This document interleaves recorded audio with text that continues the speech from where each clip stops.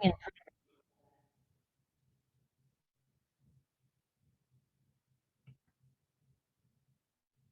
Buenos días,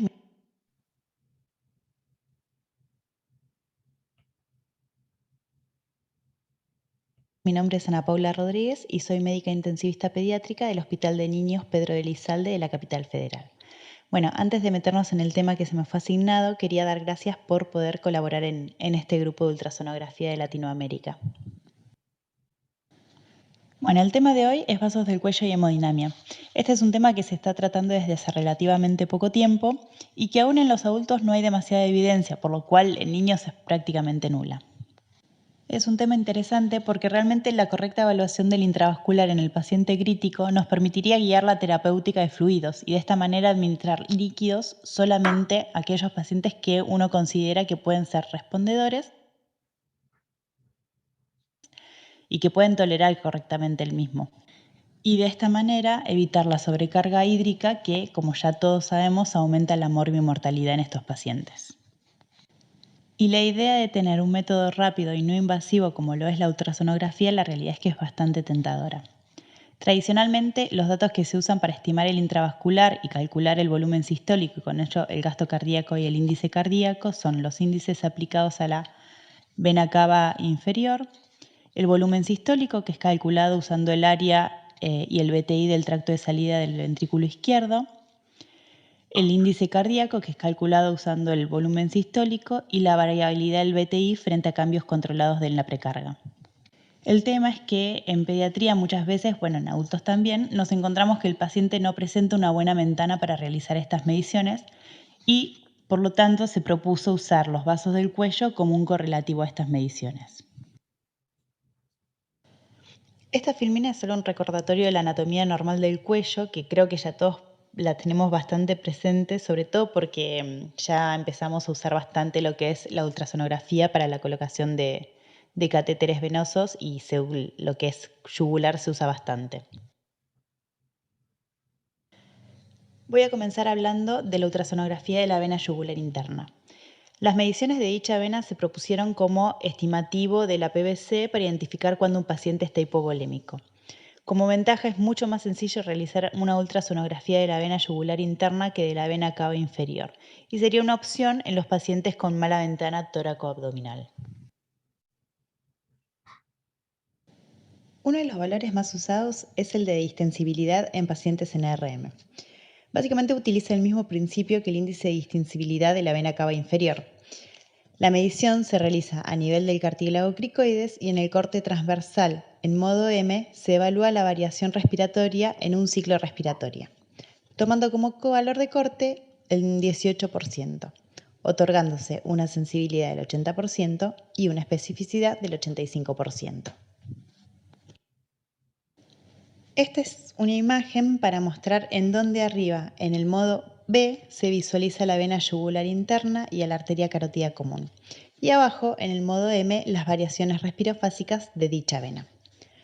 Hay que recordar que esta es una medición que se realiza en los pacientes en ARM y que los requisitos para que nuestras mediciones sean fidedignas, al menos en lo que se describe para el paciente adulto, es que el mismo esté correctamente sedado, sin respiraciones espontáneas, ventilado con un BT mayor a 7 milímetros por kilo y que el paciente no presente arritmias. Esta es una revisión sistemática publicada en el año 2019, en donde se evaluó la bibliografía existente acerca de las diferentes variables medidas en la vena yugular interna en pacientes con respiración espontánea. De 322 reportes, finalmente solo 5 cumplían con los criterios para entrar en la revisión. Las medidas que se tomaron en cuenta fueron el diámetro antero-posterior, el área máxima en corte transversal, la proporción de la vena yugular interna, es decir, el diámetro antero-posterior sobre el diámetro lateral, y su correlación con la PVC de todas estas mediciones. Estas mediciones fueron realizadas con el paciente en supino, con un transductor de alta frecuencia, la cabeza ligeramente girada para el lado contralateral, ubicando la vena yugular interna en un corte transversal a 2 centímetros de la clavícula.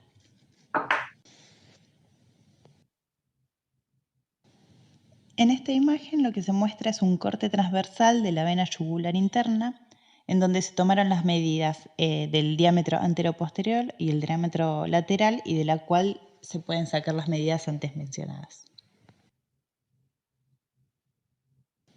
Esta revisión sistemática concluyó que la proporción de la vena yugular interna tuvo una baja correlación en cuanto a predicción de PVC, utilizándose como un punto de corte de aproximadamente 0,75 para predecir una baja PVC.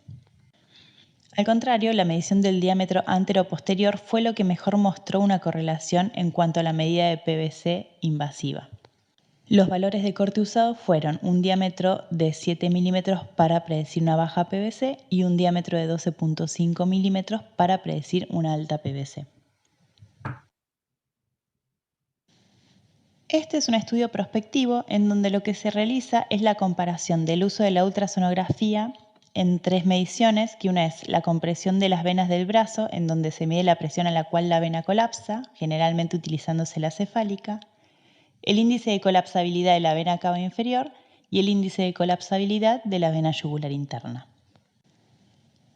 Estas mediciones se realizaron en 81 pacientes, en los cuales también se midió de manera invasiva la presión venosa central.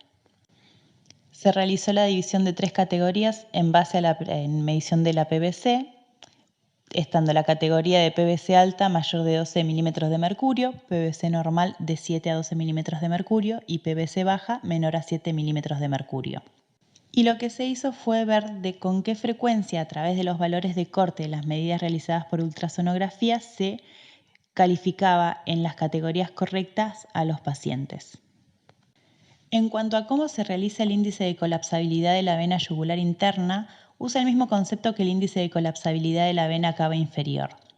Y de hecho, este trabajo, como no hay valores validados para el mismo, se usaron los valores de corte del índice de colapsabilidad de la vena cava inferior. Estos valores de corte del índice de colapsabilidad de la vena yugular interna fueron para predecir una PVC baja mayor a 0,6, una PVC normal de 0,2 a 0,6 y una PVC alta menor a 0,2. La medición de la vena yugular interna se puso a realizar en el 100% de los pacientes y logrando un examen de buena calidad en el 84% de las veces, tardándose un tiempo promedio en la realización del examen de solamente 60 segundos. Los resultados de este estudio no fueron favorables, especialmente para los pacientes de categoría baja.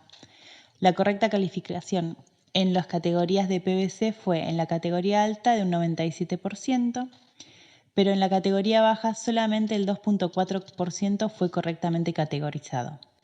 Y del total de los pacientes, solamente el 52,2% fue categorizado correctamente en la categoría que les correspondía por la PVC medida invasivamente. Por lo cual este estudio llega a la conclusión de que el índice de colapsabilidad tiene una baja correlación con la PVC baja.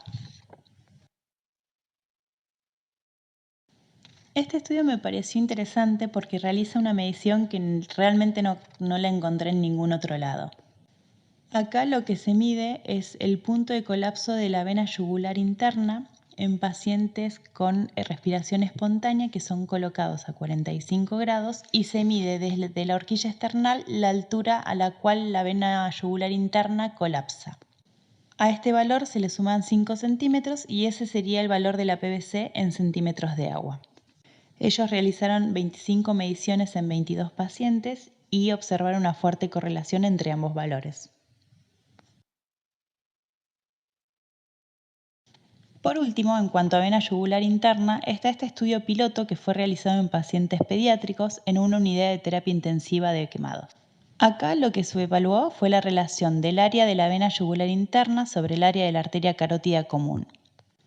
Lo particular de este estudio es que las mediciones de las áreas fueron realizadas usando píxeles a través de fotografías que se tomaron a las imágenes. Se usó en corte transversal la imagen de la arteria carótida y de la vena yugular, eligiéndose como la mejor en la que se observa la mayor circunferencia de ambos vasos. Como resultado, se vio que si el área es al menos 2 veces mayor el de la vena que el de la arteria, se estima que la PVC es mayor de 8. Y estas mediciones solamente fueron realizadas en 6 pacientes. Por lo visto hasta acá, sobre el uso de lo que es las mediciones de ultrasonografía en la vena yugular interna para estimar la PVC, tiene muy poca evidencia en pacientes adultos y es casi nula en pediatría. Sería una herramienta interesante por la relativa facilidad de la realización de la ultrasonografía de esta vena. Continuando con el otro gran vaso del cuello, tenemos a la arteria carótida común. Se sabe que con el monitoreo hemodinámico funcional se hace uso de la reducción cíclica de la precarga dada por la ventilación mecánica, con lo cual se reduce el volumen sistólico, la presión de pulso y la velocidad pico del tracto de salida del ventrículo izquierdo, midiendo las variaciones de estas mediciones. Esto se puede exagerar realizando una maniobra de oclusión expiratoria por 10 segundos o se puede aumentar la precarga realizando un test de elevación de las piernas o un desafío de minifluidos. Con esto se puede evaluar los cambios reflejados en el volumen sistólico, con lo cual habíamos dicho que era calculado por el área del tracto de salida del ventrículo izquierdo y el BTI medía en ese mismo nivel. Cambios en el BTI, seleccionando de esta manera posibles respondedores a fluidos. Se sabe que el BTI es básicamente una distancia puesta en centímetros que, multiplicada por el área del vaso, asumida como circular, confiere la formación de un volumen en un cilindro, lo que representaría el movimiento de sangre medido en centímetros cúbicos. La variabilidad del BTI medido en el nivel del tracto de salida del ventrículo izquierdo en respuesta a maniobras de incremento de precarga sería una forma de identificar a pacientes respondedores a fluidos. Otra cosa que se evalúa en adultos en varios trabajos es que a pesar de que las arterias son elásticas y modifican el diámetro con la sístole y con la diástole, hay estudios que demuestran que no sería necesario la medida del diámetro en cada toma de valores a nivel de la aorta.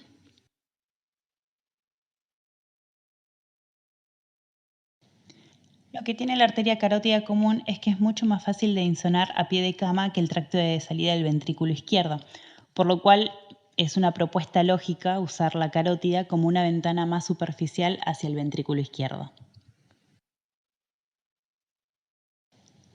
Como desventaja, se estima que en una arteria carótida común de 6 milímetros, un error en la medición de tan solo 1 milímetro representaría un error del 30% en lo que es el cálculo de flujo, y que en cuanto a la medición de la velocidad requiere un correcto posicionamiento del ángulo de insonación, que sería de 60 grados, estimándose que un mal ángulo de hasta 5 grados predeciría un error de 15% en la medición de la velocidad.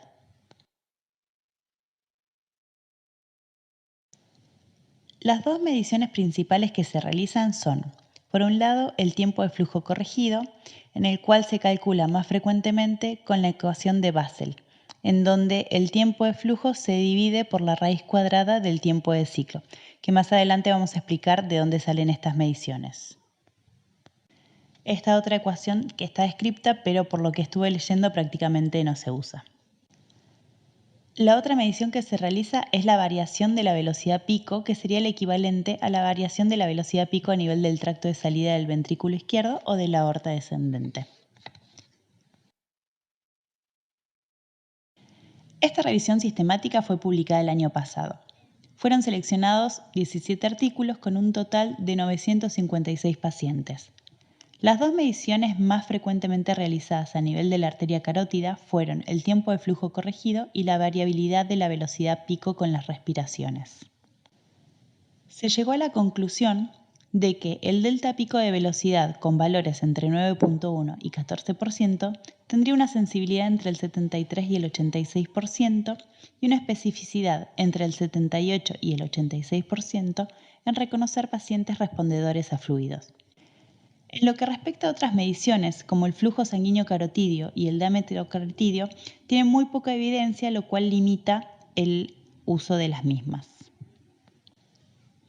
Y se refiere al tiempo de flujo corregido como una medida prometedora, pero de la cual todavía no se ha establecido un valor de corte óptimo, con una variación estimada como valor de corte de 30 milisegundos o del 18 al 25%, por lo cual todavía faltan datos para validar su uso.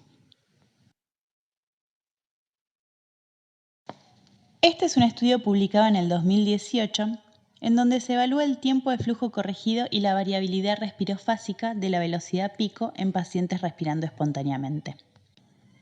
Se realizaron dichas mediciones en 53 pacientes antes de la inducción anestésica y se volvieron a medir luego de la administración de 6 ml/kg de coloide. Una correcta respuesta a fluidos fue definida como un aumento del 15% o más del índice del volumen sistólico medido por ultrasonografía transtorácica luego de la administración de fluidos.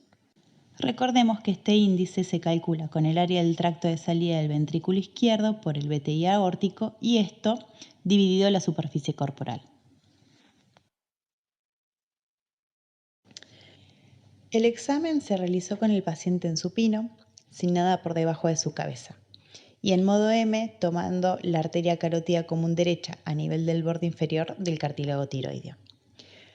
Luego se coloca en modo Doppler pulsado la muestra de volumen dentro del lumen a 2 centímetros proximales de la bifurcación y se corrige el ángulo de insonación.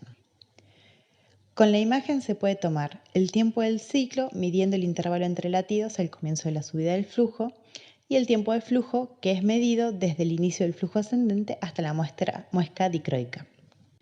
Y ya con estos valores se puede calcular el tiempo de flujo corregido. Este estudio concluye que el tiempo de flujo corregido fue mejor que el delta de velocidad pico como predictor de respuesta a fluidos. Además, refiere que esta medición no se ve afectada por la respiración, por lo cual podría ser un parámetro estático bastante confiable. Utilizó como valores de corte del tiempo de flujo corregido de 349.4 milisegundos con una sensibilidad del 72% y una especificidad del 89%. Y con respecto a la variación de la velocidad pico en 9.1%, con una sensibilidad del 72.7% y una especificidad del 87%. Otro estudio interesante que encontré, sobre todo porque es en la población pediátrica, es este. El objetivo de este trabajo fue evaluar la confiabilidad del tiempo de flujo corregido para detectar la deshidratación en niños con diarrea. En total se enrolaron 350 chicos de 0 a 60 meses. Acá se vio que el tiempo de flujo corregido fue un mal predictor de deshidratación severa en pacientes pediátricos con diarrea. Uno de los motivos quizás sea que fue usado como un único parámetro estático, no como una medida frente a respuestas de maniobras de incremento de precarga. La otra limitante fue la dificultad en realizar la ultrasonografía carotidia en niños despiertos, ya que eran poco colaboradores, lo cual dificultaba realizar las mediciones. El valor medio del tiempo de flujo corregido fue de 326 milisegundos para pacientes deshidratados. Y acá refiere que en estudios de adultos el valor medio fue con pacientes con depresión de volumen menor de 300 milisegundos y en pacientes sanos entre 325 y 340 milisegundos. Bueno, por último tenemos este trabajo publicado recientemente y también realizado en la población pediátrica. Acá lo que se evaluó fue el uso de la ultrasonografía en la arteria carótida común para estimar el volumen sistólico y el índice cardíaco en pacientes pediátricos críticos. Las variables medidas fueron, a través de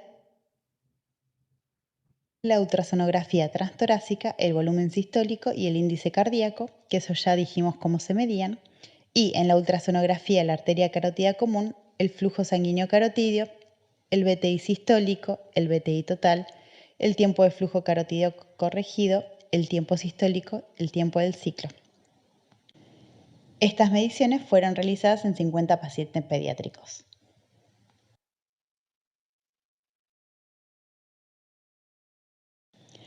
La forma de realizar la ultrasonografía era con el paciente en posición supina, la cabecera a 30 grados, que esto difiere de los otros estudios que antes habíamos mencionado en donde la cabecera permanecía a 0 grados. La cabeza rotada contralateralmente y se realizaban la ultrasonografía transtorácica y de la arteria carótida común de manera simultánea, realizándose el cálculo de los valores y de las variables de manera diferida. Las imágenes de la arteria carótida común izquierda eran obtenidas a nivel de la glándula tiroidea. El diámetro se medía en el eje cortoaxial de íntima a íntima y en centímetros. Después, en el eje largo axial, a ese mismo nivel y con una muestra de volumen de 0,5 milímetros, posicionada en el centro del lumen con un ángulo de insonación a 60 grados, se realizaba el Doppler pulsado. Y luego, con la imagen, se tomaban las medidas como la muestra en la imagen de abajo, en donde se realizaba el BTI sistólico, el BTI total, el tiempo sistólico y el tiempo de ciclo. Luego, con estos valores se calculaba el flujo sistólico carotidio, el flujo total carotidio, el índice de flujo sistólico carotidio, el índice de flujo total carotidio, el tiempo de flujo corregido y con el uso de las fórmulas que aparecen en esta filmina. Si se fijan, para calcular el flujo, tanto el sistólico como el total, no se hace nada más que, con esta ecuación, calcular el cilindro de flujo de sangre que antes habíamos mencionado en unas filminas atrás, utilizando el mismo principio que usamos para calcular el volumen sistólico.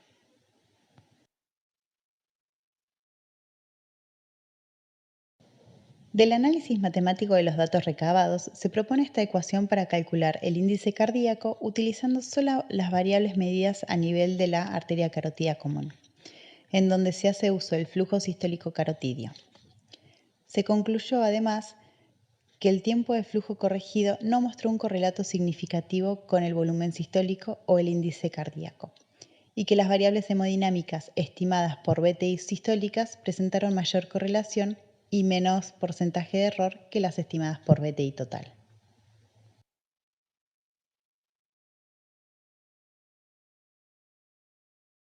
Como conclusión, se puede afirmar que hay poca evidencia en la población pediátrica, no pudiéndose validar en la utilización de la ultrasonografía de los vasos del cuello como método de monitoreo hemodinámico. Yo creo que hay bastante para evaluar y que se pueden proponer trabajos de investigación interesantes con el uso de muchas de estas mediciones realizadas en los vasos del cuello. Hay que tener en cuenta también, como sucede con cualquier otro método complementario, que las mediciones aisladas pierden especificidad en cuanto a la evaluación del intravascular y en cuanto a evaluar si un paciente puede o no responder a fluidos. Pensar siempre en paciente de un modo integral y tener en cuenta las limitaciones, la presencia de arritmias, cardiopatías congénitas, etc. Y por último, sí tener presente que los parámetros dinámicos son mucho más sensibles y específicos que los parámetros estáticos. Bueno, acá dejo la bibliografía en la cual me apoyé para preparar esta charla. Desde ya muchas gracias por escucharme y espero que les haya sido de utilidad. Buenísimo. Ay, pero Ana, eh, me- no la había visto. Viste que te dije que la quería ver, no quería spoileármela.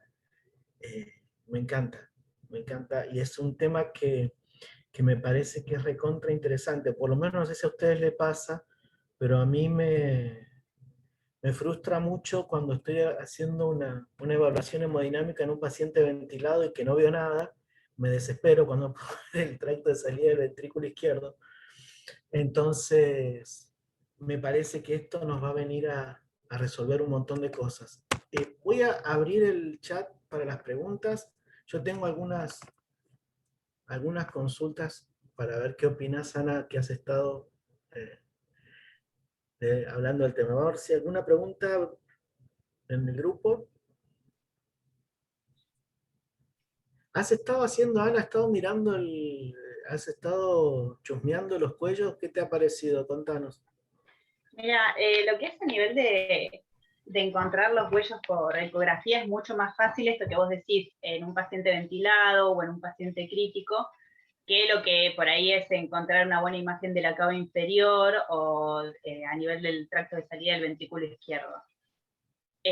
Con lo que leí y para preparar la clase me dejó la sensación de que la yugular es más o menos lo que transfiere la vena cava inferior, que por ahí en las zonas gris no sirve mucho para estimar el volumen, el intravascular de los pacientes, pero que sí quizás los extremos nos ayudan a definir, o sea, lo mismo que cuando ves una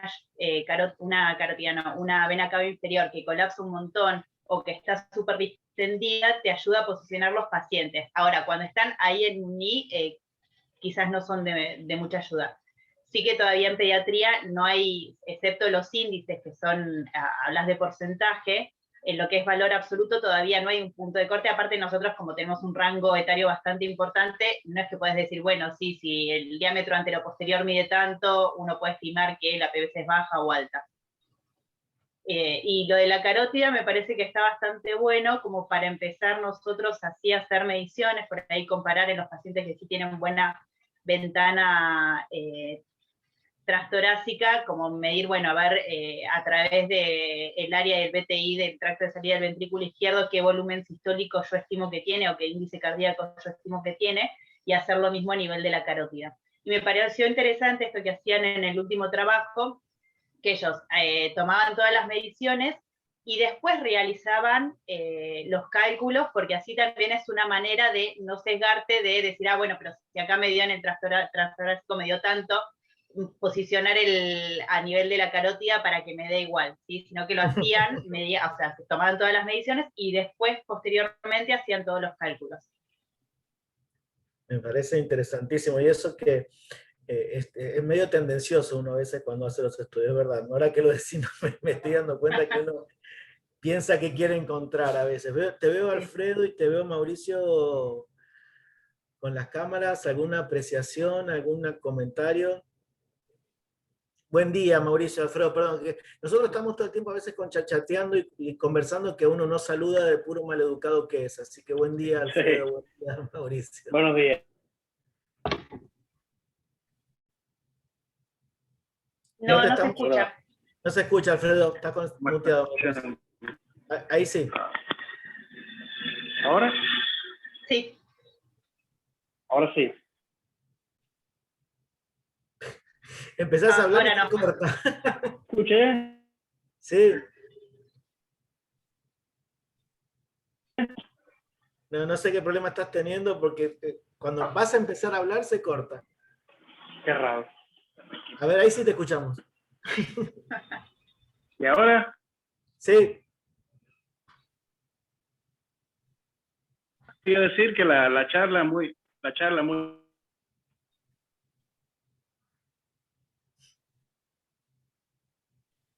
No. No sé si dejé de escuchar yo. No se escucha. Bueno, ponelo por chat, Alfredo. No te enojes. Bueno, Alfredo... Vamos con el chat. Dale.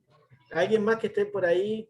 Mauricio se me fue, se me desapareció Mauricio, pero estábamos conversando acerca de lo interesante que es y cómo nos puede allanar mucho el camino, el cuello. Yo siempre pienso en estos pacientes que están inflados, que no le puedo encontrar el 4 cámaras, me parece súper interesante. Mauricio. Hola, buenos días. Buen día. ¿Me escuchan? Sí, sí, sí. Bueno, mucho gusto, Javier, y felicidades, doctora Paula. De verdad que cuando miré el tema y miraba el título, me pareció interesante porque, como ustedes dicen, cuando uno inicia a hacer ecografía y uno le cuesta poder tomar ventanas cardíacas, el cuello pues es bien accesible para esto. Y ya días yo en una charla que usted había invitado, Javier, a un doctor, no me acuerdo el nombre, pero es argentino, que habló de ecocardiografía. Le habíamos hecho esta pregunta y qué bien que hoy revisó el tema Ana Paula, y de verdad que la felicito porque fíjese que yo he estado interesado porque nosotros hemos tenido muchas epidemias de dengue en Honduras. Y para valorar el estado de la volemia, además de estar valorando los valores dinámicos a través de ultrasonido en la cava o flujo, variabilidad aórtica y esto, a partir de los adultos en el 2018, algunos estudios, nosotros, aunque no lo hemos publicado, incluso haciéndolo con el EKG, había ciertas parecido al hacer el tiempo de flujo carotidio. Y solo para valorar si el paciente estaba hipovolémico o para valorar, por ejemplo, el que iba a responder a volumen. Lo que pasa es que en niños no hay un valor de corte, como usted lo mencionaba, y el valor de 300 milisegundos es un punto que tenemos que de verdad estudiarlo, porque por debajo de 300 los adultos sí equivale a que junto a las medidas, a las otras medidas por debajo de 300, es como tener es un paciente respondedor a volumen, o sea, hipovolemia, y el paciente usted le puede poner volumen. El único problema, como lo mencionaba usted en el artículo, es que en la fórmula, la frecuencia del adulto, las frecuencias cardíacas que ellos tienen no tienen frecuencias como nosotros en algunos niños, que podemos tener 180 de taquicardia en un niño, que ellos prácticamente arriba de 110, 120, casi está haciendo un paciente una fibrilación, una taquicardia ventricular, ¿verdad? Que es a diferencia nuestra en niños, sobre todo lactantes. Entonces, pero sí me parece que es una gran herramienta, pero tenemos que demostrar que sí nos va a funcionar. Y bueno, muchas gracias, porque esos artículos en niños, yo que busco esos artículos no los había leído, así que ya los tomé las bibliografías para tomarlas y de ahí de repente hacer un punto de el camino para empezar a estudiarlo mejor, ¿verdad? Así que agradezco, y de verdad que hemos aprendido bastante, doctora Paula. Muchas gracias. Gracias. Mira, ahí puso Alfredo en el chat, llama mucho la atención porque yo se ha revisado el tema, los pocos estudios en pediatría, de hecho hemos encontrado muy poco para esta charla, y él en Cuba lo está utilizando, y la vena yugular interna, y está experimentando con la carótida. Obvio, es que, Alfredo, justamente eso hablaba con Ana recién, que nosotros tenemos que tratar de generar los datos pediátricos, nuestros propios números, y poder ver que nos resuelva cosas a nosotros. Yo soy todo bien con la medicina basada en evidencia, con el índice de confiabilidad y todo fantástico, pero yo quiero que me resuelva un problema a mí. Una vez que a mí me resuelve un problema, uno puede empezar a buscar, porque yo lo he hecho muy pocas veces, y la verdad es que no tengo la experiencia como para poder partir desde esa premisa. Entonces, me parece que sí, Alfredo, tenemos que conseguir los números pediátricos, focalizar en hacer, escribir y hacer las cosas, y obviamente que siempre estas charlas nos sirven como para abrir la cabeza y plantear nuevas expectativas y nuevos horizontes. Nos vamos a aprovechar del trabajo de Ana, ya le avisé, así que... Javier, Sí. yo le preguntaría a Ana Paula y también a Alfredo, que ya lo han hecho, en esos 60 segundos, que es un minuto que menciona ahí, ellos en su experiencia al abordar el cuello y hacer el Doppler para hacer el tiempo de flujo corregido, ¿qué tiempo se tardan y qué tan difícil es hacerlo? Porque personalmente siento que no es tan difícil y es accesible. Entonces quiero preguntarles a ustedes dos que lo han hecho, si se han tardado los 60 segundos o más, y si tienen alguna idea de cómo nosotros mejorar para ver bien el Doppler y no tener un sesgo en la información. Mira, yo en cuanto a flujo de tiempo corregido, la verdad no tengo experiencia, sí leí bastante ahora para la clase. Me parece que sería más de 60 segundos porque uno tiene que ubicar de manera correcta el cuello, y aparte chequear de que el ángulo de insonación esté bien, porque eso es lo que te cambia todo. Y yo creo que tardás más de 60 segundos. Sí, por ahí es más rápido, es mucho más rápido lo que es hacer insonar lo que es la yugular, porque ahí ya no estás usando el Doppler, sino que estás usando medidas. Entonces, ubicarlo bien no es tan difícil, pero en cuanto a lo que es la carótida, me parece que lleva un poquitito más de tiempo, que aún así me parece que es mucho más sencillo insonar la carótida que el tracto de salida del ventrículo izquierdo. El problema con la carótida es lo que está diciendo Ana Paula, el ángulo. El ángulo, sin 3 grados de ángulo te cambian los números, entonces hay que adquirir la destreza en Doppler para que los ángulos de insonación no nos afecten las mediciones. Sí, pero sí bueno, me es lo mismo parece que una imagen que... dinámica. No, pero que sí a nivel de lo que es monitoreo hemodinámico, me parece que es mucho más funcional la carótida de los valores que podríamos tomar de la yugular. Sí, totalmente. Totalmente. Es que uno piensa en el tracto de salida del ventrículo izquierdo en la vena cava todo el tiempo. Entonces, a nosotros lo que más nos sirve en pediatría hasta ahora es el tracto de salida del ventrículo izquierdo, por los números y por la evidencia que tenemos para los pacientes ventilados. Así que por ahí uno se mueve más cómodo hacia la carótida por eso también. No sé si, Alfredo, queremos escucharte, pero la Sí, tecnología no te acompaña. estoy tratando de ver si me pueden escuchar, no sé si qué Ahí te problema estamos tiene hoy. escuchando, pero cuando te digo que te escucho, después no te escucho más. A ver, ahora. Y ahora, Sí. a lo que me refería, Ahora no. así, No te muevas, quédate quieto, empezá a hablar y quédate quieto, porque algo va a hacer que empezás a hablar, haces así y desaparece. ya, a lo que me refería era que